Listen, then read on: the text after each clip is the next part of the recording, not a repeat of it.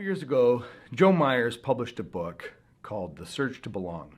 And if I could have required that you read 4 books for this class, that would have been book number 4. I think it's brilliant and provocative. At times it's offensive and it's challenging, but I think it's essential reading for how we do interpersonal relational ministry in the 21st century. Well, here's his gist, okay?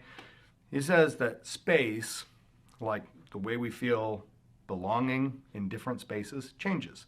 There's a public space, a social space, a personal space, and an intimate space. Public space is big spaces. University of Michigan football games, Sunday morning church where you got 500-600 people, 6,000 people all doing the same thing. It's an important relational space because you feel a sense of belonging and a sense of connection. And you feel like this is your church, this is your team, these are your people, it all matters.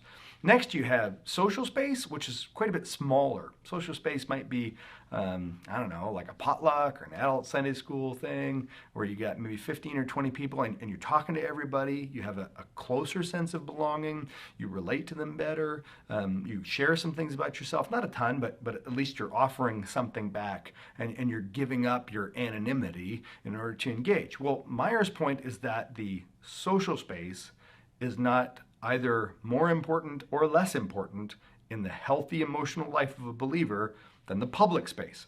Both of those things count, and they count equally. Next, you have personal space.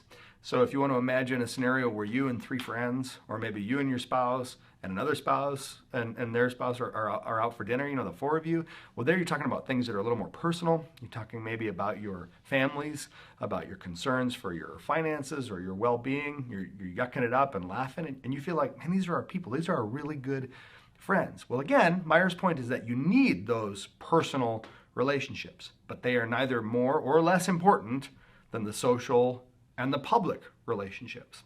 Last but not least is what Myers refers to as intimate space.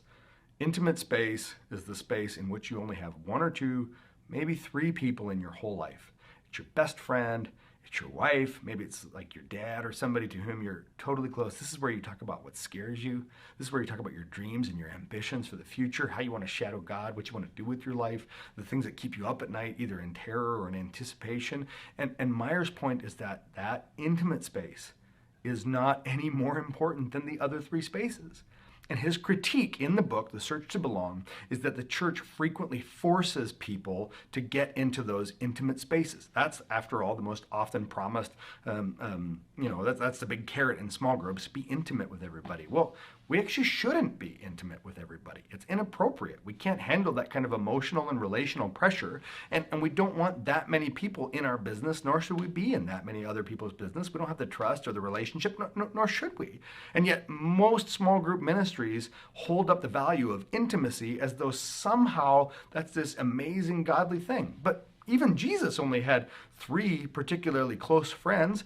Adam and Eve in the Garden of Eden only had 1 other person besides the Lord with who they were naked and unashamed, and yet we somehow have this idea that forcing people towards intimacy is good. But here's the quote Myers says, a quote that changed me forever. It was so provocative. He said, "Forced intimacy is rape, and churches always want to force intimacy."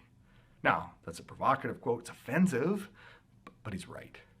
We need to learn how to value those other relational spaces so that our people grow up healthy and know how to relate in all kinds of different ways to other people and to what God is doing through those other people in those relational